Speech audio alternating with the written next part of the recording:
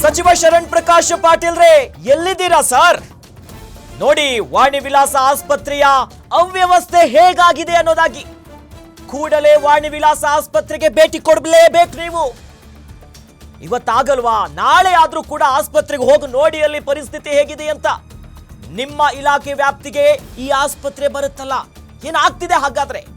ವಾಣಿ ವಿಲಾಸ ಆಸ್ಪತ್ರೆಗೆ ಬರೋ ಬಡ ಜನರ ಗತಿ ಏನ್ ಹಿಂಗಾಗ್ತಿದ್ರೆ? ನಾಳೆ ಆಸ್ಪತ್ರೆಯ ವಿಸಿಟ್ ಅನ್ನ ಮಾಡಿ ವ್ಯವಸ್ಥೆಯನ್ನ ಬೇಗ ಸರಿ ಮಾಡಿ.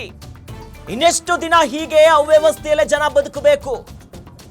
ಆ ಮೂಲಕವಾಗಿ ಸಚಿವರೇ, ಶರಣ್ ಪ್ರಕಾಶ್ ಪಾಟೀಲ್ ಸಾಹೇಬ್ರೆ, ನೀವು ಎಲ್ಲಿದ್ದೀರಾ?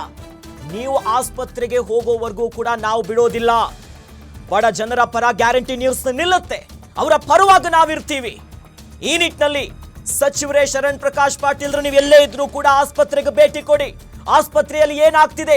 ಸರ್ಕಾರಿ ಆಸ್ಪತ್ರೆ, ಮಹಿಳೆಯರಿಗೆ ಮಕ್ಕಳಿಗೋಸ್ಕರನೇ ಇರುವಂತ ಆಸ್ಪತ್ರೆ ಅದು. ನೀವು ಭೇಟಿ ಕೊಡಬೇಕು. ಯಾವ ವೈದ್ಯಾಧಿಕಾರಿಗಳಿಂದ ನಿರ್ಲಕ್ಷ್ಯ ಆಗಿದೆ?